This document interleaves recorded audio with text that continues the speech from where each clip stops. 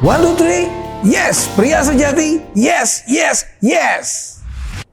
Kembali bersama Kongko Pria Sejati. Saat hari ini kita ada di Kota Pahlawan, seru sekali, dan kedatangan seorang tamu yang luar biasa. Mari kita mau sapa tamu Kongko Pria Sejati hari ini. Apa kabar Pak Tutus? Baik Pak. Wah, Diberkati Tuhan. diberkati Tuhan ya. Dari Madiun. Ya. Jam berapa tadi Pak? Tadi jam 5 pagi kita Jam 5 berangkat, ya. pagi. Ya, saya juga tadi dari Jakarta jam 4 pagi.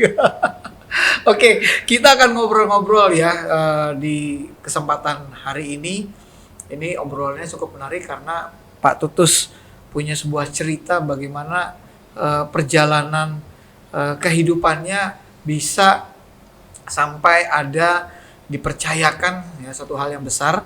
Nanti kita akan kupas. Saya mau kasih topik pembahasan kita hari ini yaitu memberi dampak bagi kota.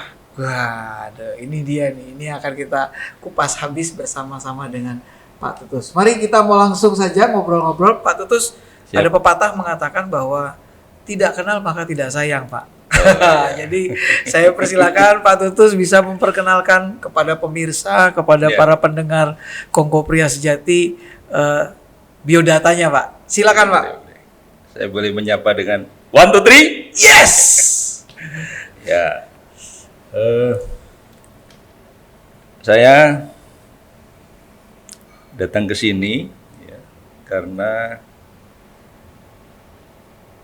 tidak terlalu lama juga, agak mendadak juga, ya. Diberitahu Iya. oleh Pak Wong, Aha. ya, Pak Tony juga Iya. di Madiun. Langsung saya terima juga karena sudah agak lama saya tidak mengikuti kegiatan Pria Sejati CMN, Oh, CMNI ya, Iya. kecuali yang di Koramdew itu. Hmm. Sehingga langsung saya terima. Karena itu sesuatu kerinduan juga. Udah kangen ya, Iya. Pak. Udah lama ini nggak Ya, ngumpul-ngumpul. Saya nama Tutus Cahyono. Oh. Ya, saya lahir di Madiun. Oh, lahir di Madiun ya, Pak? Ya, lahir kemudian kecil sempat ke Maluku, ke Papua, kembali lagi ke Jawa. Hmm. Ya, jadi memang lahir di Madiun, kemudian saya sekolah di Surabaya, baru kembali lagi di Madiun tahun 2004. Oh, Ya. iya. Saya dengan satu istri, satu anak. Mhm. Sekarang tinggal di Madiun sejak tahun 2004. Hmm. Saya ikut camp modul 1 tahun 2006. 2006. Ya, Wah. 2006 itu camp pertama di Madiun. Camp pertama, angkatan Camp pertama di ya, Madiun. camp pertama di Madiun. Setelah itu di Madiun juga terjadi vakum ya sekian lama. Iya. Kemudian barulah aktif lagi beberapa ya sekitar 10 tahun belakangan ini. Oke. Seperti itu, saya arsitek Oh, seorang arsitek. ya. Ya. Saya arsitek, sekarang berwirausaha. Sekarang berwirausaha. Ya. Usaha apa, Pak? Wirausahanya salah satunya atau Kalau arsitek yang deket-deket ya Kontraktor ya? konsultan gitu ya. Tapi saya sudah berencana untuk pensiun, Oh. sehingga ini sedang menuju ke mengurangi.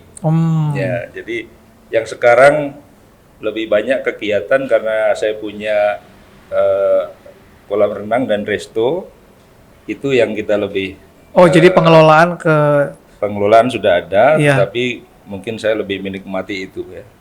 Itu belakangan seperti itu. Pelayanan di gereja, di GKJW, Oke, iya. sama di TP3 CMN ya. Iya.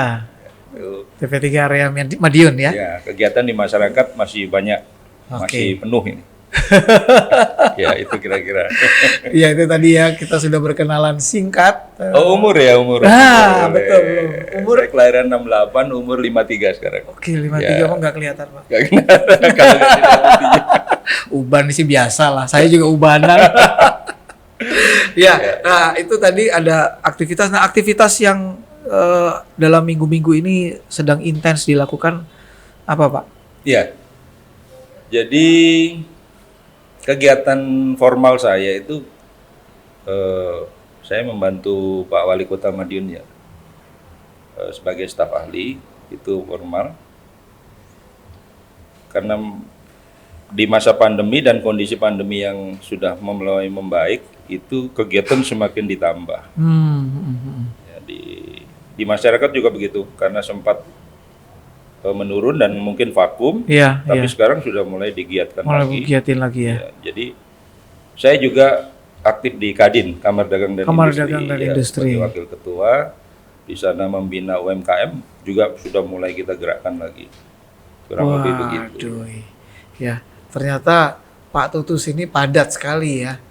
Bukan hanya di pelayanan tapi juga di kegiatan masyarakat, bahkan di tingkat pemerintahan juga beliau terlibat banyak langsung lagi ya. Nah, Pak, gimana sih ceritanya Pak Tutus bisa sampai mengenal CMN Indonesia, Pak? Ya, itu mendadak juga ya. Mendadak juga, nggak ada perencanaan. Nggak ada perencanaan. Saya diajak waktu itu sama Dokter Nathan ya, Dokter Nathan. Pak, ada camp pria Kristen gitu ya. Ikut Pak, bagus. Kalau orang bilang bagus, yang ngomong orangnya baik, saya bilang oke. Percaya, oke. Saya ikut. Dan memang luar biasa. Walaupun saya sudah berpelayanan, jadi waktu di kampus, ya, jadi saya kuliah di ITS. Di kampus ITS itu juga ada pelayanan mahasiswa, dan saya juga salah satu pengurus di sana. Banyak aktivitas pelayanan, ya, kerohanian. Namun begitu saya ikut camp Pria Sejati modul 1 itu, memang ada hal yang berbeda, ya. Lebih personal, ya, itu yang saya rasakan, lebih personal. Kemudian ada membangun karakter gitu ya, secara pribadi, gitu. Dan lebih terukur, ya, ada ukuran-ukuran. Gitu. Itu yang saya rasakan. Jadi awal mulanya bisa kenal CMN Indonesia dari diajak teman ikut camp. Dan ternyata bagus. Waktu itu karena camp pertama, pesertanya itu pendeta-pendeta, hamba-hamba Tuhan. Iya. Oh ya Bapak. Saya termasuk gak peserta tambahan ini. Ya. Jadi waktu itu saya kaget, pendeta-pendeta di Madiun ikut semua gitu, sebagian besar kan gitu. Jadi kami beberapa saja yang bukan non-pendeta itu beberapa, enggak banyak. Tapi disitulah pengalaman yang bagus, karena ternyata di camp yang tertutup, dalam tanda petik tertutup khusus untuk pria ini, dihajarlah di sana. Dibuka semua ya. Akhirnya saya lihat di depan kami para orang awam ini, pendeta itu juga menyerahlah dia. Di situ ada fenomena yang baru gitu bagi saya, karena pada umumnya kan siapa sih yang bisa menaklukkan gitu ya, sehingga seorang pemimpin rohani akhirnya mau membuka diri dan sebagainya. Terbuka itu dan fenomena mengakui, baru ya. Dan pengalaman bagi saya cukup menarik. Gitu. Waduh. Ya, nah Pak, gimana sih ini dalam kondisi 2 tahun terakhir ini khusus nih Pak, tantangan atau bagaimana menghadapi tantangan pandemik, atau juga ya ini kan pandemik masih berjalan, bahkan ada kekhawatiran menjelang akhir tahun jangan sampai masuk ke gelombang ketiga ya, klaster-klaster baru muncul lagi setelah sudah mulai mereda pandemik. Nah, dengan tantangan ini gimana Pak Tutus meresponi, menanggapi dan menyikapinya, Pak? Iya. Jadi bagi kita sebenarnya kan kita ada dipandu oleh Tuhan ya. Iya. Menjalani segala sesuatunya itu, sehingga apapun yang kita masuki kondisi itu semestinya dilihat juga dalam kerangka hidup bersama Tuhan. Bukan mengabaikan keadaan di luar kita, tetapi keadaan itu tetap harus dibaca, harus dicermati, bahkan dengan skala yang lebih luas lagi ya. Misalnya saya tinggal di Kota Madiun, tentu harus melihat kondisi Kota Madiun, kondisi Jawa Timur, kondisi Indonesia dan seterusnya.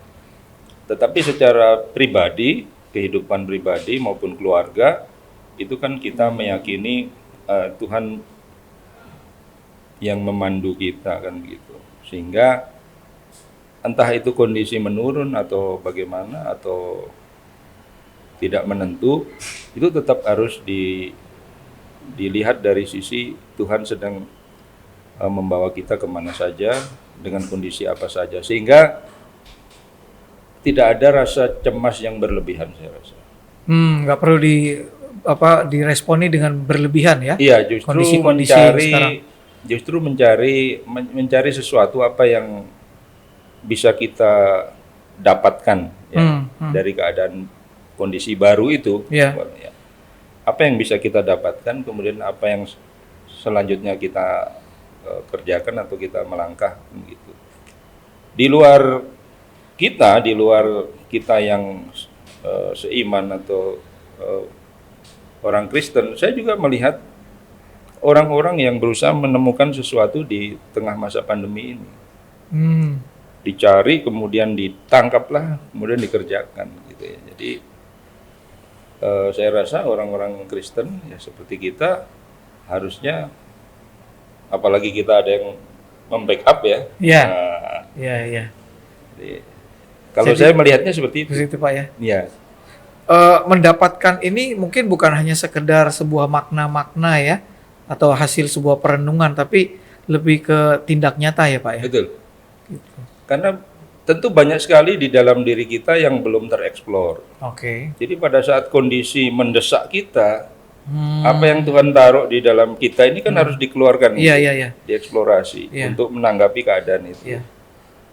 Karena semuanya kan udah dikasih di kita ini ya.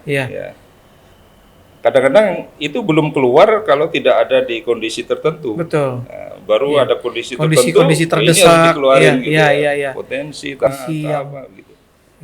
Jadi pandemi itu saya melihat kesempatan untuk kita mengeluarkan apa yang Tuhan taruh itu untuk dikaryakan, untuk dan seterusnya lah. Gitu. Kurang lebih begitu. Nah, apa sih yang membuat latar belakang Pak Tutus kan ikut camp, kemudian dari ikut camp kan ada keputusan-keputusan yang mendorong yang sudah Pak Tutus buat, oh ini saya harus lakukan ini, saya harus lakukan. Nah, apa sih Pak yang melatar belakangi sehingga Pak Tutus memutuskan untuk mau hidup di dalam perubahan dari yang kan tadi memang udah pelayanan bahkan sudah dikenal sejak masih di dunia kampus kuliah gitu ya. Nah, kemudian ketemu CMN, ikut camp, denger lagi nih lebih dalam lagi nih, bahkan ada tadi Bapak bilang ada fenomena-fenomena yang wah ini surprise ini. Nah, ditambah dengan itu lagi tadi pasti Bapak akan memutuskan sesuatu Pak yang membuat perubahan terjadi dalam kehidupan Bapak sampai hari ini Pak. Apa itu latar belakangnya Pak? Iya. Jadi kehidupan saya itu memang kalau saya lihat ke belakang lagi ya. Iya. Saya semester 6 kalau nggak salah waktu itu ya. Jadi kuliah di arsitek di ITS itu juga waktunya panjang-panjang. Namanya teknik. Semester 6 kalau nggak salah itu saya putuskan untuk tidak lanjutkan kuliah. Karena saya merasa ada sesuatu yang menarik saya ya. Dan saya menemui seorang misioneri itu kalau tidak salah dari Swedia. Beliau ada di lembaga WEC, World Evangelization for Christ itu. Saya bilang saya mau jadi misioneri. Itu semester 6 tuh Pak ya. Saya pamitan ke dosen wali saya, kemudian saya pulang ke orang tua dan saya bilang, saya enggak lanjutin kuliah. Itu disitulah titik di mana saya menyerah kepada apa yang Tuhan mau. Waktu saya akhirnya memutuskan setelah berkonsultasi dengan beliau itu Pak Stuart Mould, seorang misioneri.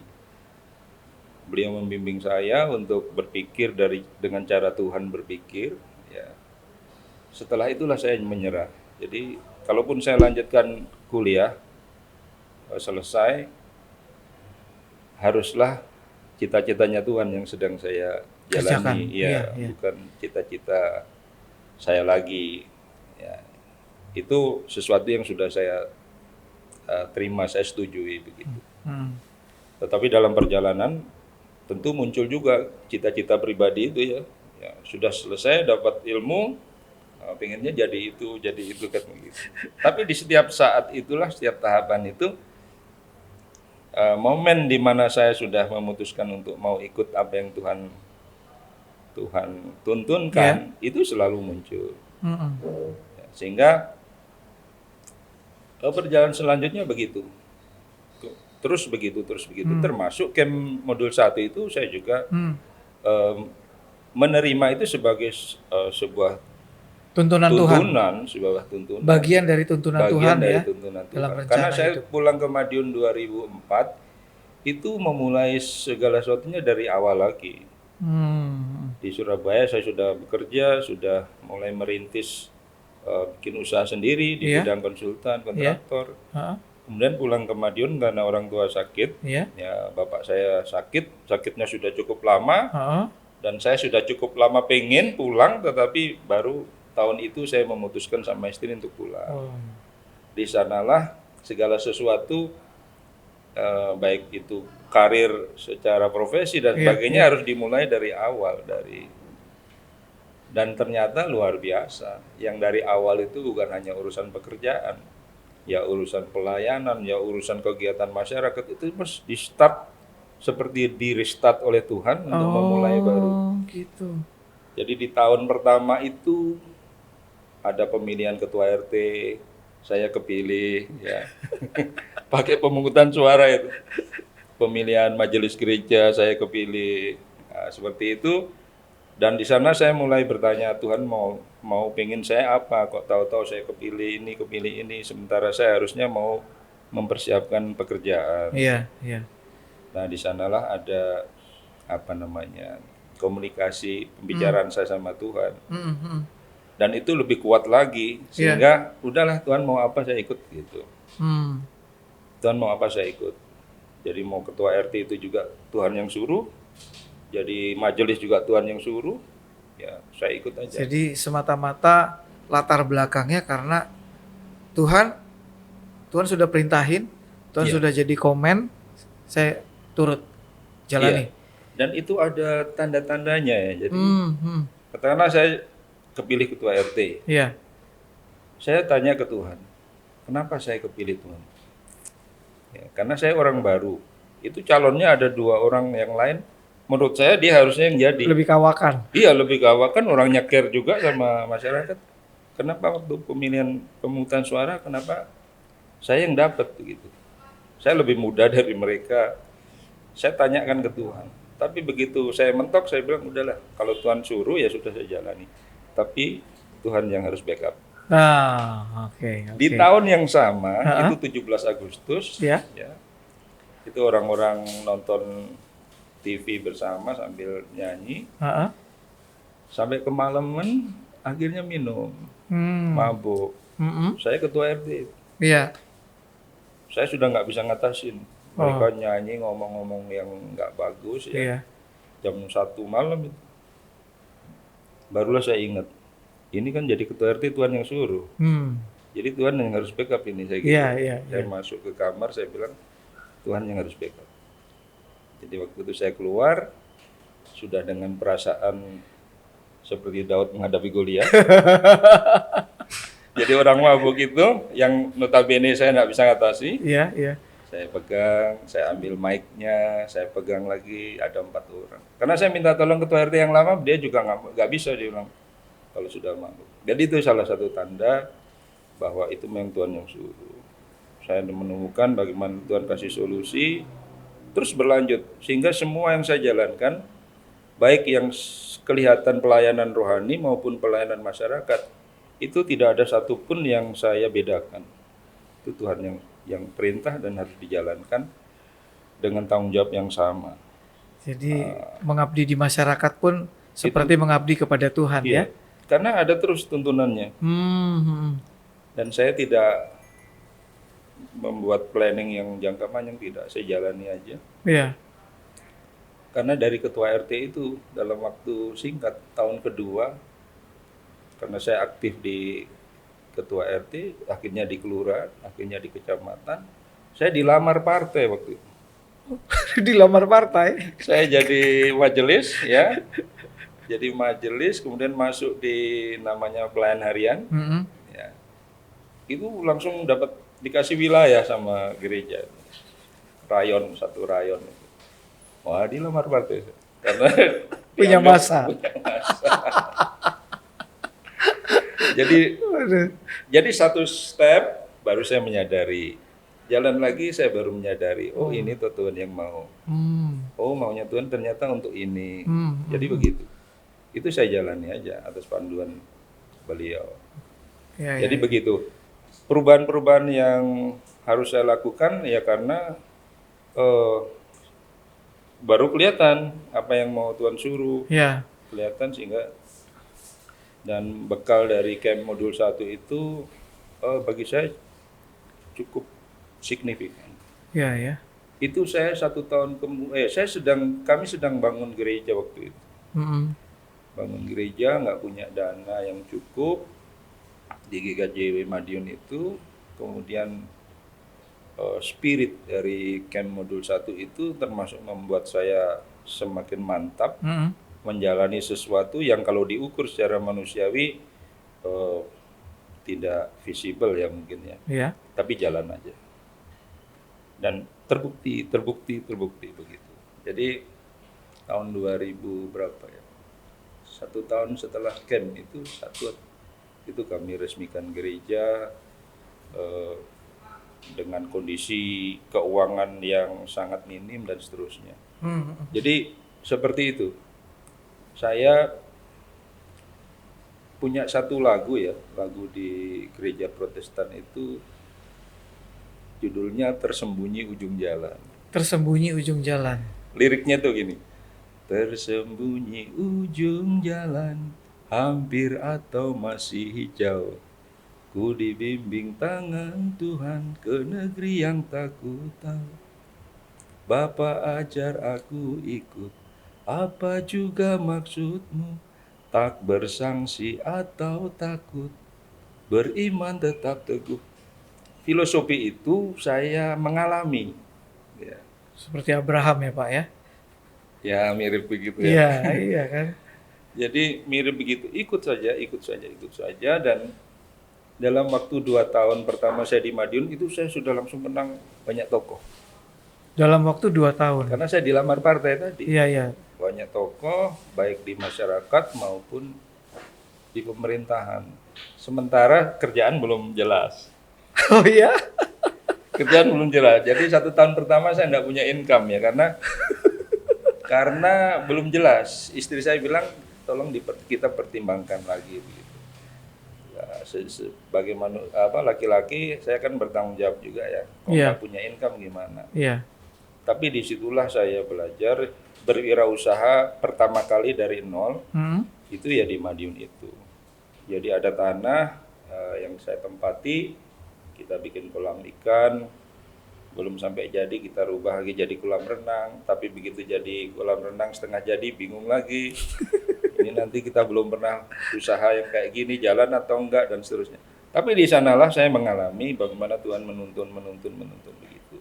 Sesuatu yang jika tanpa Tuhan, saya jadi nggak berani untuk melangkah. Tapi karena ada tuntunan Tuhan dan beliau kasih tanda, Tuhan itu kasih tanda sehingga saya berani ya.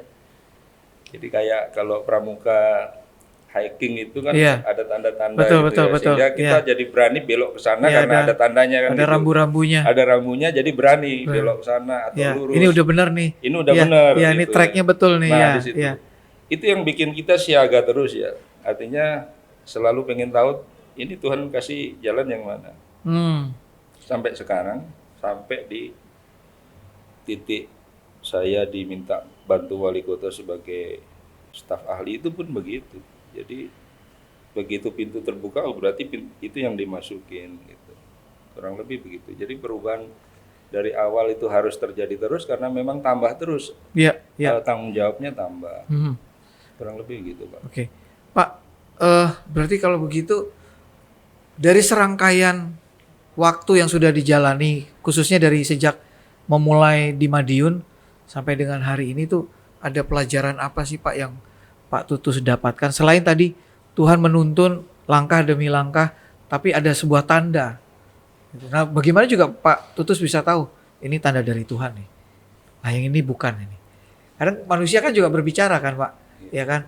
Tadi yaitu misalnya udah di apa namanya istilahnya udah dipinang oleh partai tertentu. Wah ini kan, wah ini pasti dari Tuhan ini dipinang partai. Jadi begini, kalau kita sudah pernah mengenal Tuhan secara pribadi, itu ada ketakutan kalau ditinggal Tuhan. Itu saya alami. Ya. Di masa yang lalu, saya sudah mengalami itu. Sehingga saya merasa harus selalu ada Tuhan. Gitu. Saya pernah mengalami seperti ditinggal Tuhan. Ya, saya lulus SMA itu nggak langsung bisa keterima di ITS. Itu kegagalan saya pertama kali selama saya bersekolah. Disitulah saya mengalami kondisi yang sangat down ya. Iya. Barulah saya pengen tahu kehidupan ini sebenarnya seperti apa, itu sebenarnya titiknya di sana. Ya, karena kondisi saya semakin menurun, disitulah saya jadi sebenarnya ada Tuhan atau enggak gitu. Waktu itu ada Tuhan atau tidak. Kalau saya ingin ke sana nggak bisa ke sana. Kalau memang ada Tuhan sebenarnya harusnya bagaimana? Itu pergumulan itu terjadi waktu itu. Sehingga saya sudah pernah mengalami merasa sangat dilindungi Tuhan, sangat disertai Tuhan, juga mengalami saat seperti Tuhan tidak jelas. Nah, kalau sudah pernah begitu, waktu kita agak nakal ya, dalam perjalanan ini mau pengen nyari jalan sendiri atau itu mulai lagi terasa. Kalau saya sudah agak kejauhan ini bahaya, saya bisa ditinggal Tuhan, bagaimana berikutnya. Jadi seperti itu ada. Jadi begitu kita merasa agak sedikit keluar dari yang kira-kira yang Tuhan pengen, secara manusiawi ada kecemasan. Kalau nanti ditinggal Tuhan atau saya meninggalkan Tuhan, nah, seperti itu kira-kira. Sehingga akhirnya harus balik lagi. Dan tanda-tandanya kelihatan juga.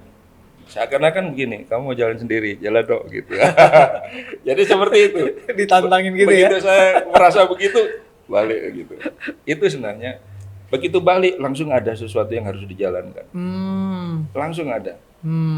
Jadi kayak misalnya mobil, begitu dikasih tahu jalannya, bensinnya dikasih.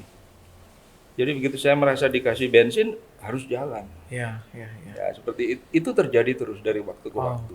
Itu saya mengalami. Menarik sekali ya. Di segmen pertama ini ngobrol dengan Pak Tutus, ya ada sebuah pelajaran yang beliau tangkap selama dalam proses kehidupannya, di mana jangan lepas dari tuntunan Tuhan, jangan lepas dari tracknya Tuhan. Nah, kita akan bahas lebih lanjut lagi bagaimana supaya tidak lepas dari tracknya Tuhan dan tetap ada di tracknya Tuhan. Kita akan break dulu.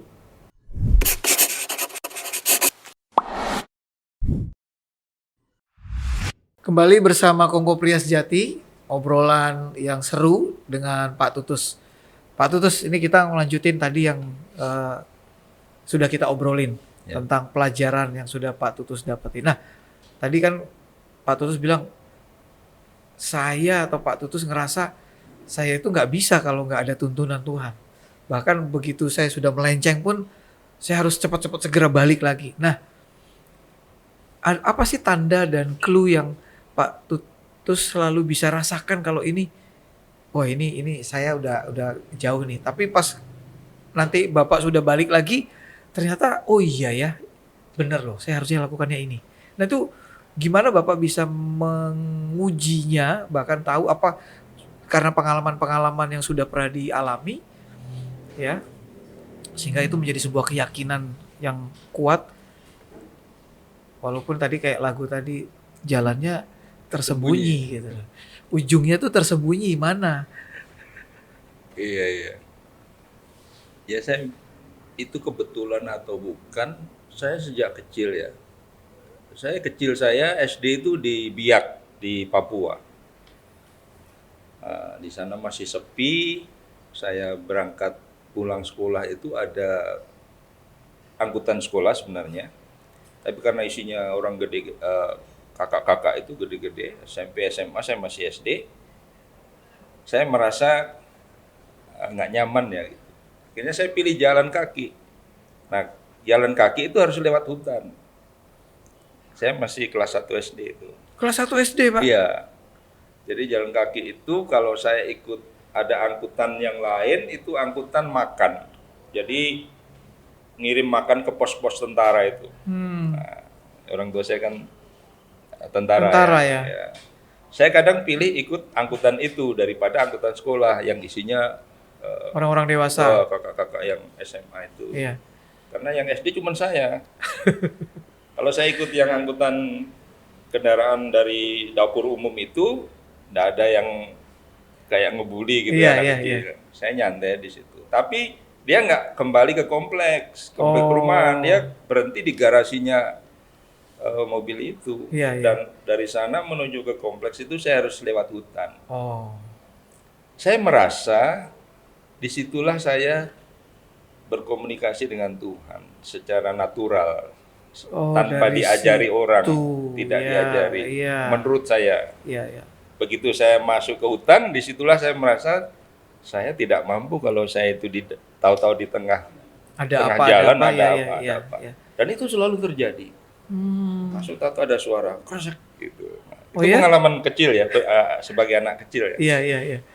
Tahu-tahu ketemu bapak-bapak Papua gitu habis potong pohon itu, kalau potong pohon pakai parang atau pakai kapa itu kan cuilannya kayu tuh bisa nempel di seluruh tubuhnya. Untuk ukuran anak kecil saya begitu lihat seperti itu saya takut, kaget.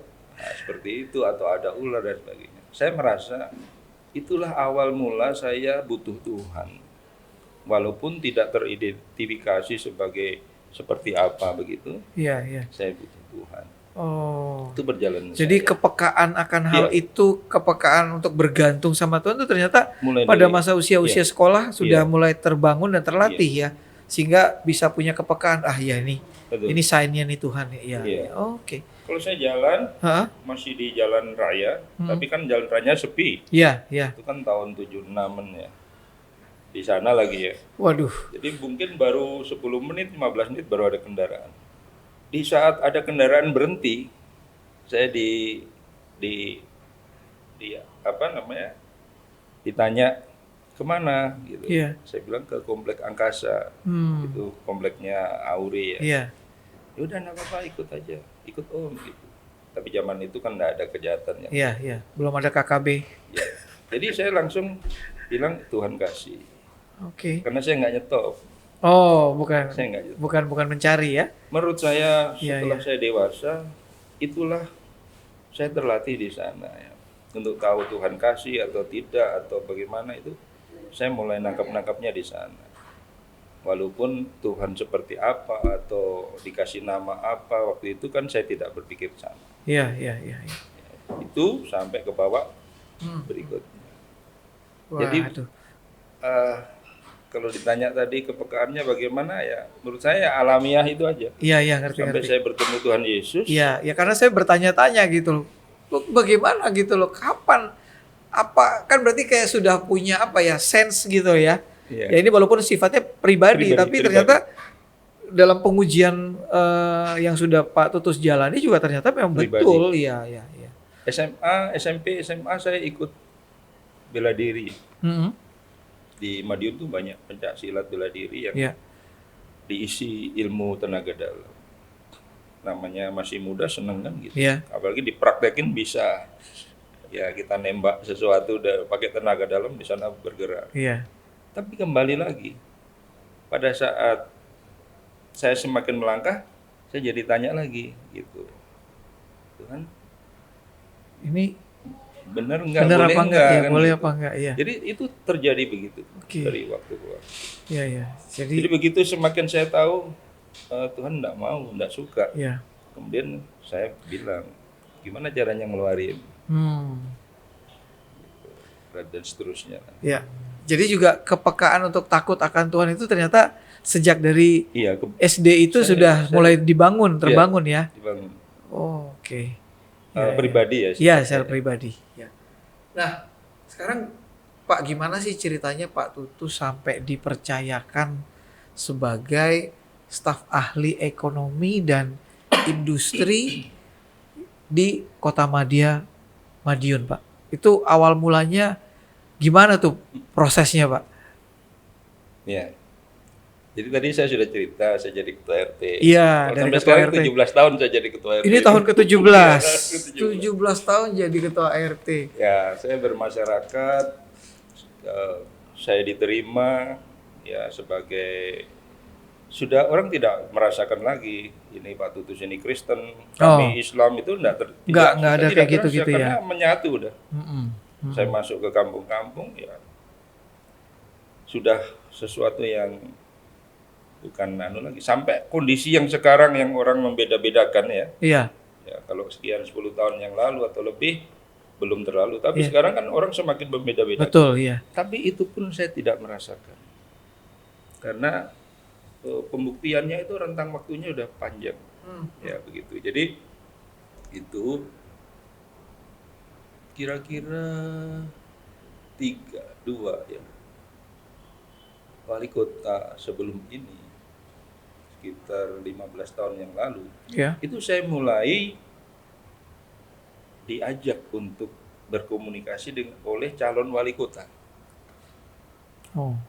Jadi saya ya belasan tahun yang lalu itu saya diundang oleh calon wali kota. Diajak ngomong, saya mau maju, tolong dong dikasih tahu apa yang saya nggak tahu. Itu pertama kali. Kemudian berikutnya saya tidak tahu, hampir semua calon wali kota itu yang maju datang ke tempat saya. Termasuk beliau yang menjadi sekarang ini. Ya. Datang yang ngobrol. Sampai istri saya tanya, kalau itu calon-calon itu datang, apa sih yang Diomongin. Nah, gitu. Saya juga akhirnya bertanya-tanya, kenapa ya kan gitu. Terus caleg juga gitu. Caleg juga, Pak? Caleg di dapil kami. Minta petunjuk apa minta apa, Pak? Jadi caleg itu datang, ada yang belum kenal, Iya. katanya yang nyuruh ketua partainya. Kamu kalau masuk ke sana, tolong Temuin ini. temuin Pak Tutus. Oh. Disitulah saya berpikir, ini tugas. Tuhan ini tugas. Sehingga hal itu langsung saya seriusi bahwa ini tugas. Jadi tidak cuman waktu ketemu ya udah saya Nggak hanya ada sekedarnya. sesuatu Iya, ada. yang harus saya lakukan. Iya, ada. Gitu. Itu Ada terjadi misinya Tuhan di sana ya. misinya. Jadi ada kesempatan sama calon anggota legislatif ngobrol, ada kesempatan saya nitipkan sesuatu karena saya sudah bermasyarakat lama ya, Iya. sehingga saya tahu kebutuhan di masyarakat. Sehingga waktu itu saya bisa titip. Nanti kalau jadi gini, termasuk ke calon wali kota. Calon wali kota kadang bersaing kan begitu. Iya. Yang satu udah datang duluan, yang satu belum. Disitulah saya merasa kalau itu sesuatu yang Tuhan tugaskan, saya harus bertanggung jawab atas itu. Jadi kalau misalnya calon A datang, Iya. ya ngobrol-ngobrol, dia mungkin pengen tahu juga ya, saya cenderung kemana kan begitu. Iya. Oh, saya terbuka sekali. Ya, saya bilang, oh, dia misalnya dengar kayaknya Bapak kan dekat sama yang calon B gitu. Iya. Saya bilang, ya itu mungkin diketahui seperti itu. Tetapi siapapun saya bisa menyampaikan sesuatu dan saya ingin tahu apa yang calon akan rencanakan kan gitu. Sehingga nanti calon B datang saya juga ngomong kalau calon A kapan itu udah datang. Saya ngobrol-ngobrol tentang ini. Jadi sangat terbuka. Oke. Apa yang terjadi di calon A, saya ngomongkan ke calon B saya ngomongkan ke calon A. Kan sebelumnya kadang ada konsultannya ya, konsultannya datang duluan. Oh. Saya pernah tanya gini, karena menurut saya tidak ada sesuatu yang membuat saya punya akses ke sana. Kenapa kok ke sini, saya bilang? Karena Bapak ada di daftar. Gitu. Daftarnya yang bikin siapa? Dari Jakarta Pak kami dapat daftar. Pertimbangannya apa? Kenapa konsultannya calon wali kota itu datang? Saya bilang, ya ini gitu. Setelah itu dia minta waktu, kapan Pak calon kami bisa ketemu sama Pak Tutus. Padahal kalau ketemu sebenarnya tidak ada hal yang beliaunya minta tolong ke saya untuk bantu supaya jadi, itu enggak ada pembicaraan seperti itu, tidak ada. Jadi hanya sekedar ngobrol dan aja. Meminta masukan-masukan gitu. Iya, ngobrol-ngobrol aja. Cuman belakangan saya mulai pingin tahu ya kira-kira apa sih yang kenapa dia datang ke sini. Kalau enggak salah, saya pikir dia pengen dapat efek positif. Jadi karena saya sudah cukup lama bermasyarakat, sebagian masyarakat itu mengenal saya seperti apa begitu ya. Iya. Kalau calon ini datang ke tokoh A begitu dan diketahui oleh orang-orang yang kebetulan tahu akan cocok itu dapat efeknya. Oh. Dapat efeknya seperti itu. Bahkan calon yang katakanlah sebelumnya nggak jadi ya. Iya. Kemudian ada calon yang baru mau maju di periode berikutnya. Guyonan gitu. Sudah ke Pak Tutus gitu. Yang beliau sekarang ini pernah arisan pengusaha itu di tempat saya. Iya. Yang mantan calon nggak jadi ketemu ya sama ada yang calon mau maju udah ke Pak Tutus. Oh saya kan sudah sering. Oh enggak, khusus Bapak mau maju harus ketemu lagi. Sampai gitu guyonannya kayak gitu ya. Padahal kami juga sudah ya kenal kan gitu. Nah, seperti itu sampai disitulah saya nangkap maunya Tuhan. Jadi ini bukan nggak bisa dianggap sambil lalu. Ini sesuatu yang Tuhan pasrahkan dan harus dikerjakan. Jadi ini juga jadi akhirnya menjadi alasan kenapa penunjukan atau dipercayakan sebagai staf ahli ini Bapak nggak tolak ini, Bapak terima gitu Ya, karena saya tahu ini ada misinya Tuhan ini. Oh. Saya tidak tolak dan bahkan tidak ragu-ragu karena sebelum-sebelumnya saya menangkap hal-hal yang saya yakini begitu ya. Dan beliaunya nggak ngomong ke saya. Atau ngasih nanti clue gitu gitu ya. Nanti tolong bantu saya di staf ahli, enggak juga. Jadi ya jalan gitu aja, tahu-tahu saya dihubungi dari pemerintah kota gini. Dilakukan protokoler juga Pak pada saat untuk ya cuman karena pandemi kan enggak.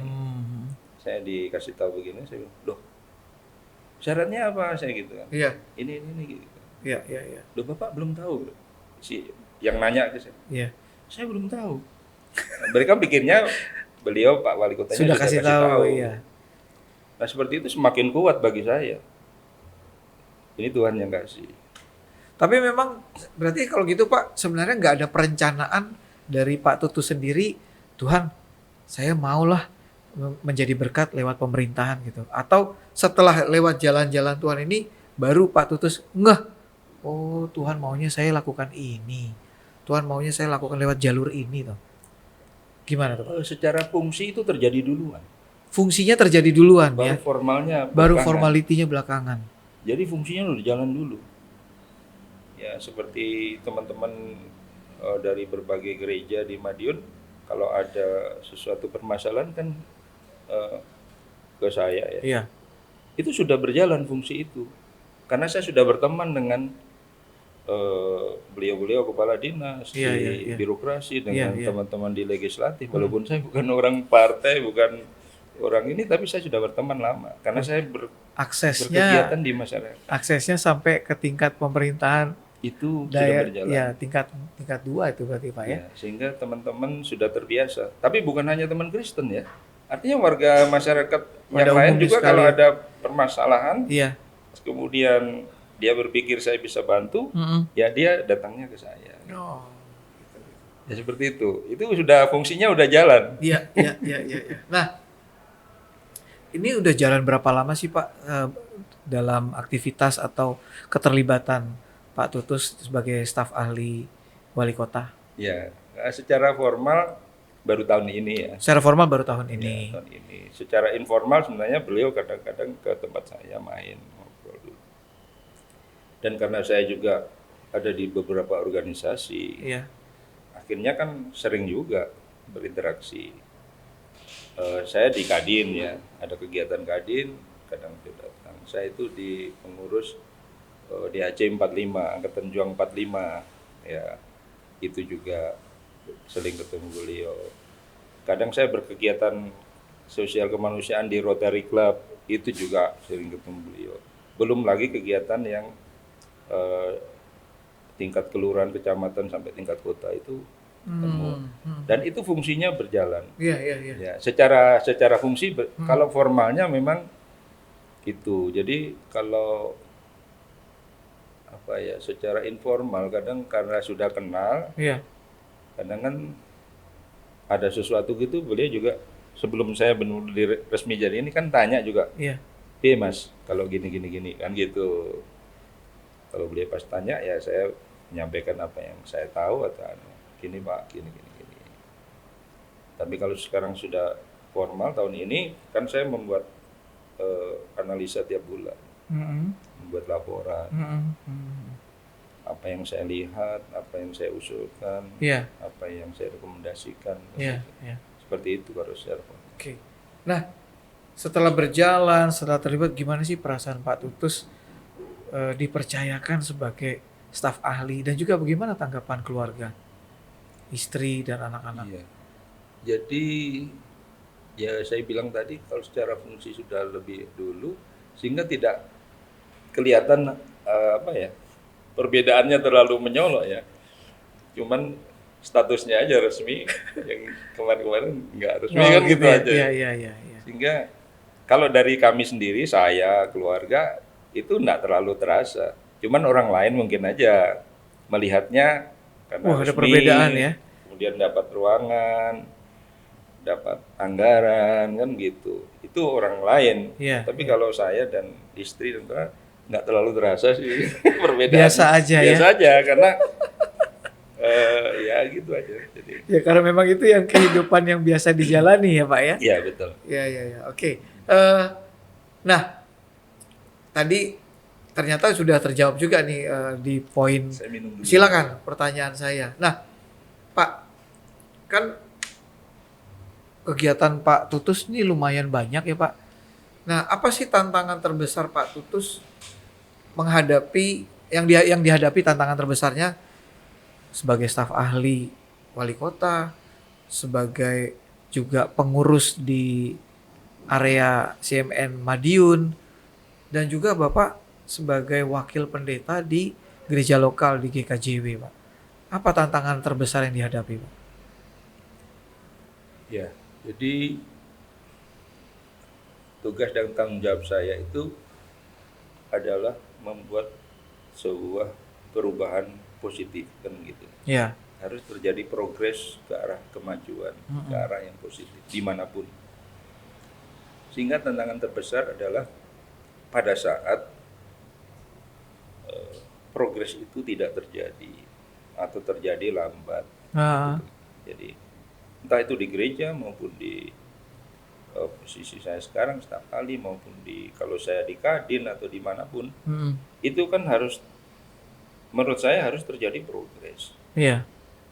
Ya. Jadi tantangannya adalah manakala progres itu saya sendiri tidak bisa lihat itu terjadi, itulah tantangan. Nah, kadang kenapa itu tidak terjadi dengan baik? Ternyata kadang-kadang sumbernya di sini gitu. Oh, ke iya. saya sendiri. Ya, jadi disitulah yang saya bilang tadi, kepekaannya tadi. Mungkin saya sudah mulai bercita-cita sendiri, bukan cita-citanya Tuhan. Iya, iya, iya. Itu di sana koreksi itu terjadi secara Iya. itu tadi.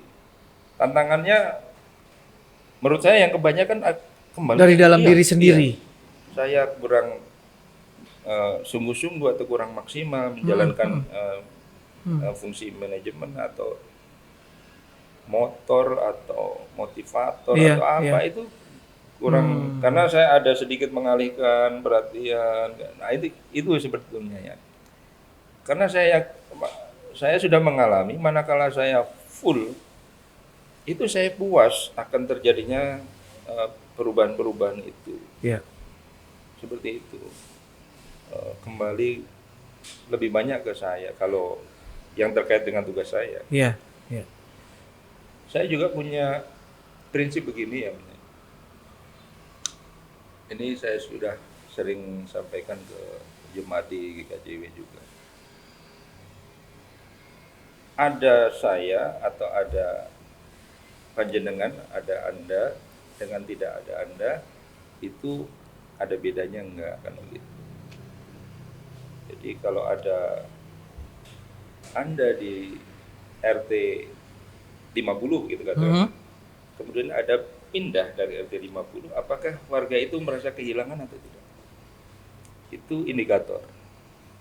Kalau merasa kehilangan karena memang Anda sangat disukai, sangat berguna, bermanfaat, disitulah fungsi sudah berjalan sebagai garam atau sebagai terang. Iya, iya.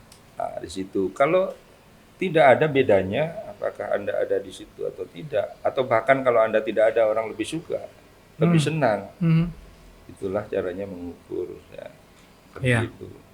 Kadang ada juga, saya melihat dari waktu ke waktu, ada seseorang aktif sekali di gereja, Iya. tapi ternyata di lingkungan tidak. Tidak memberi dampak apa-apa. Tidak memberi dampak. Bahkan saya juga pernah ketemu tidak terlalu disukai. Bahkan tidak disukai. Iya. Kalau orang berlindung ya karena beda iman akhirnya nggak disukai. Saya juga kadang Bingung nih Pak ya. tersenyum aja gitu ya. Karena garam harus berfungsi, terang juga harus berfungsi dengan skalanya masing-masing. Iya, setuju. Jadi tantangannya sebenarnya kalau menurut saya kembali ke kita atau ke saya gitu. Seperti itu. Wow. Pemirsa sekalian, di segmen 2 ini saya menemukan bahwa setiap manusia sudah ditetapkan sebuah misi yang Tuhan sudah berikan. Tergantung apakah kita cukup peka, ya, mau meresponinya untuk hidup di dalam misi itu. Tapi misi itu nggak selalu bicara tentang pengorbanan ternyata. Justru bicara tentang maksimalitas yang akan membawa kita melihat hal-hal yang mengagetkan bahkan mungkin. Tadi cerita dari Pak Tutus. Oleh sebab itu, mari kita mau bersama-sama meresponi Tuhan dengan lebih sungguh-sungguh lagi. Dan kita akan break dulu untuk kita siap-siap ke segmen ketiga.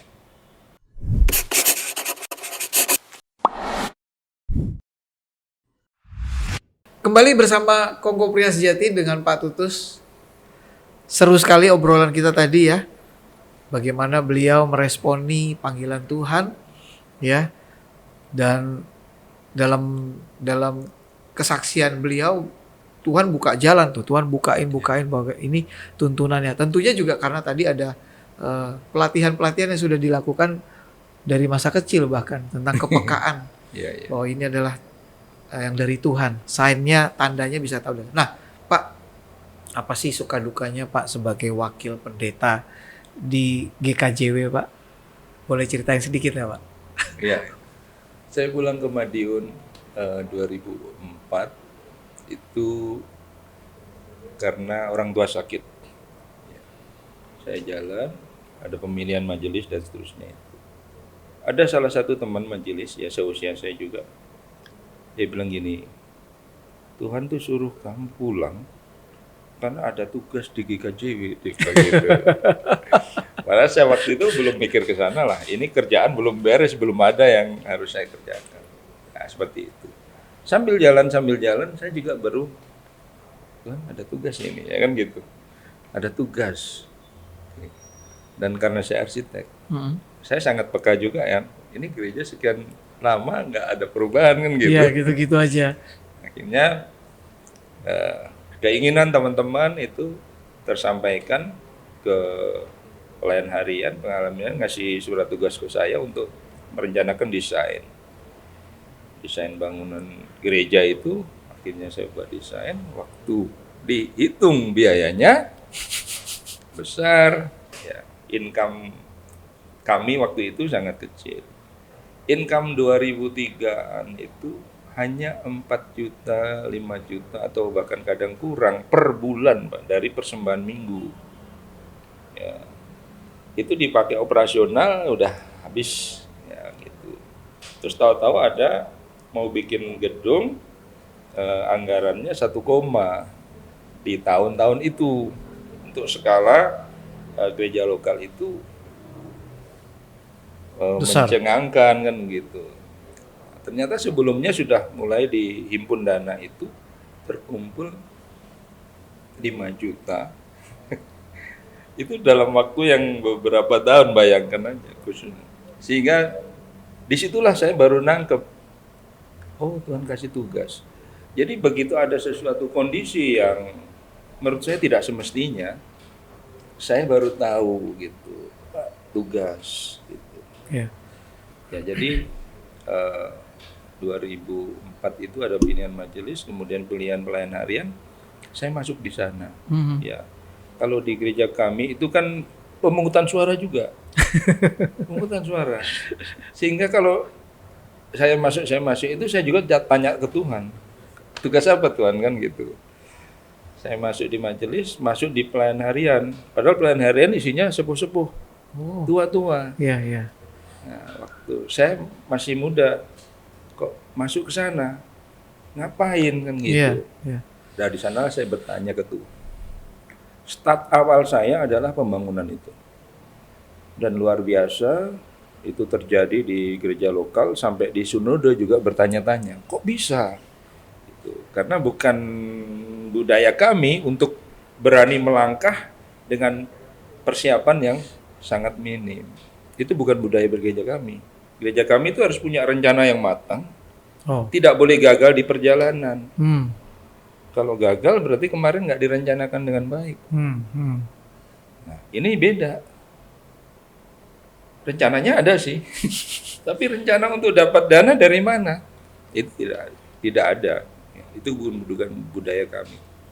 Tapi waktu itu terjadi, ya, saya sempat dipanggil ke sinode, diajak ngobrol, apa yang terjadi di Madiun. Saya bilang dalam pemahaman saya, Tuhan datang ke jemaat di Madiun, Tuhan pengen sesuatu dan kami mau melakukan. Sesimpel itu aja ya Pak? Ya.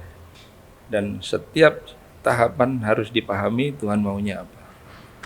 Jadi pada saat jemaat di gereja lokal belum bisa mengumpulkan dana, tahu-tahu dana datang dari yang lain, dari luar jemaat, tanpa kita mengajukan proposal.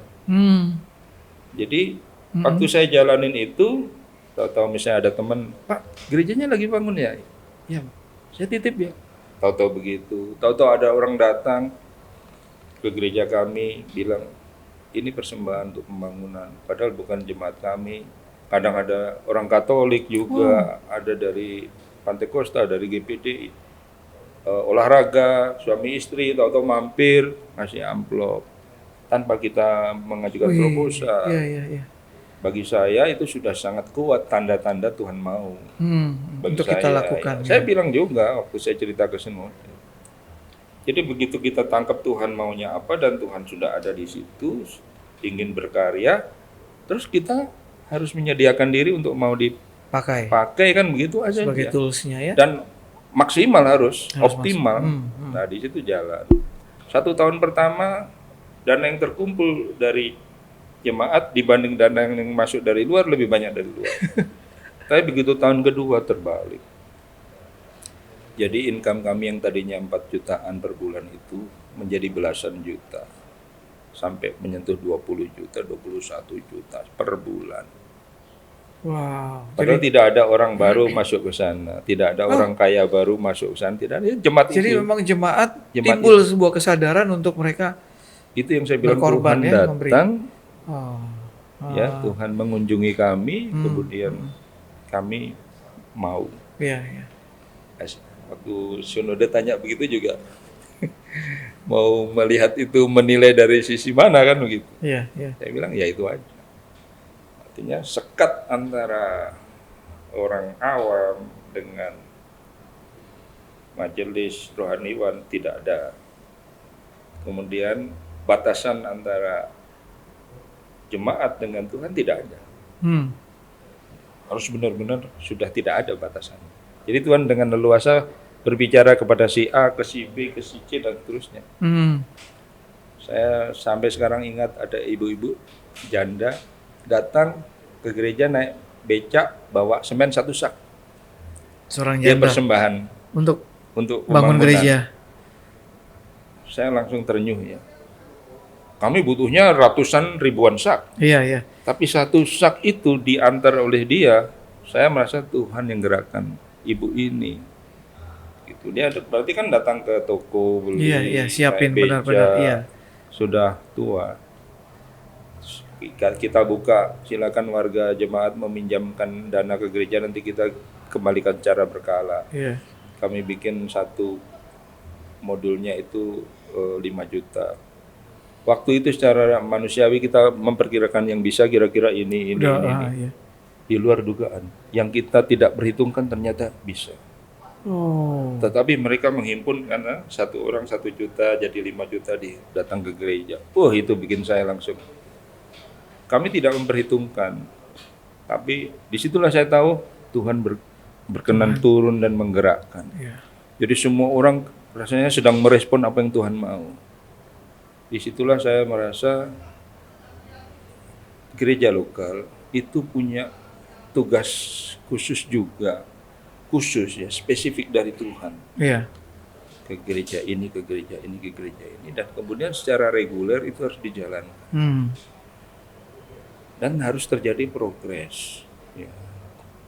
Gereja tidak bisa hanya berjalan seperti apa yang direncanakan. Jadi tanggung jawabnya di sana.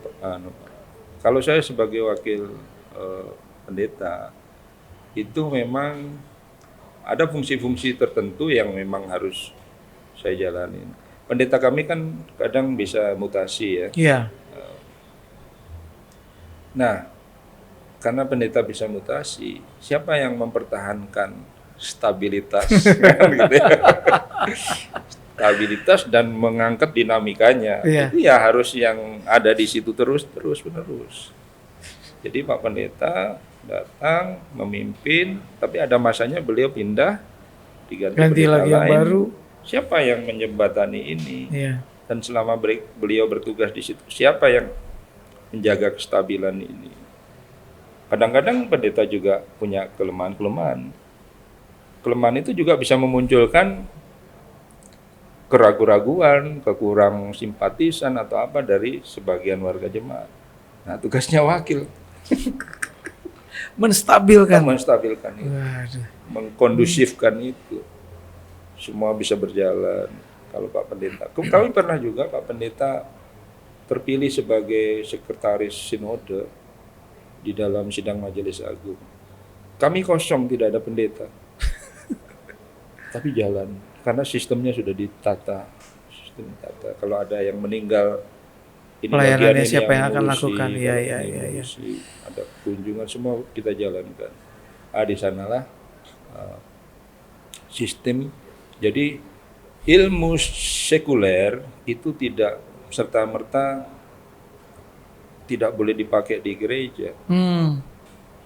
Ya, kita hidup dibekali oleh Tuhan kemampuan untuk berpikir, berencana, kan begitu. Iya. Itu harus dibuat. Wah. Seperti Musa kan ya.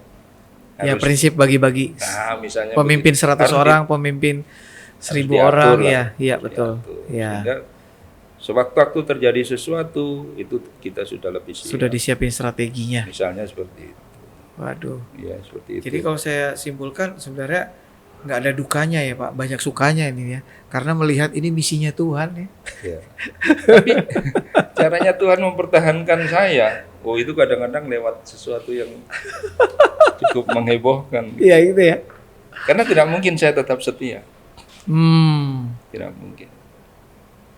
Ada cara-cara tertentu kalau saya sudah sulit untuk dibuat setia. Ada cara-cara tertentu. Tuhan kasih lah. Oke, sebagai penutup Pak, apa sih pesan yang Pak Tutus ingin sampaikan kepada teman-teman alumni Pria Sejati yang mendengarkan dan juga mungkin di luar itu ya, ada ibu-ibu, ada orang-orang muda yang mendengarkan dan mau belajar sesuatu juga. Nah, apa pesan yang Pak Tutus ingin sampaikan? Silakan Pak. Iya, jadi kita hidup jika tidak sedang menjalankan apa yang Tuhan mau, menurut saya percuma. Jadi kita hidup siapapun di level apapun, apakah itu ibu rumah tangga, itu semua harus melakukan apa yang Tuhan inginkan. Karena itulah yang membuat kita hadir di dunia ini gitu. Jadi untuk kita semua, kita harus, entah kemarin-kemarin belum, kita harus cari apa yang Tuhan mau. Yang Tuhan mau sampai nanti saya dipanggil Tuhan. Itu harus dilakukan. Jangan sampai selesai nanti kita tidak pernah tahu apa yang Tuhan mau secara pribadi. Jangan sampai. Jadi sekarang harus mulai, kalaupun belum. Kalau yang sudah, lanjutin. Ya.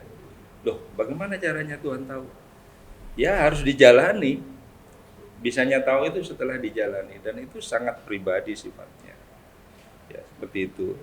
Wah, pesan yang simple, sederhana, tapi biasanya kadang-kadang malas mau dilakukan. Tapi saya percaya pasti semua dari kita akan melakukannya karena akan menjadi begini, maksimal ya. Pada saat kita jalanin, Ya. itu ada sukacita yang luar biasa. Nah, itu ada sukacita yang luar biasa. Ya, Iya. di dalamnya. Ya, ada sebuah kepuasan. Wah, kepuasan, Betul, sukacita. benar Pak. Saya confirm Pak dengan hal itu. Nah, ada sebuah kenang-kenangan Pak Tutus dari Kongko Pria Sejati buat Pak Tutus, kiranya berkenan boleh diterima nih Pak. Kita sampai begini. Terima kasih banyak. Terima kasih sudah diundang.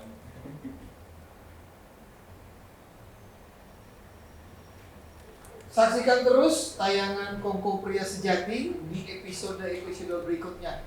Siapa tahu kota Anda akan kita kunjungi. Tuhan Yesus memberkati. 1, 2, 3. Yes! Pria Sejati. Yes, yes, yes.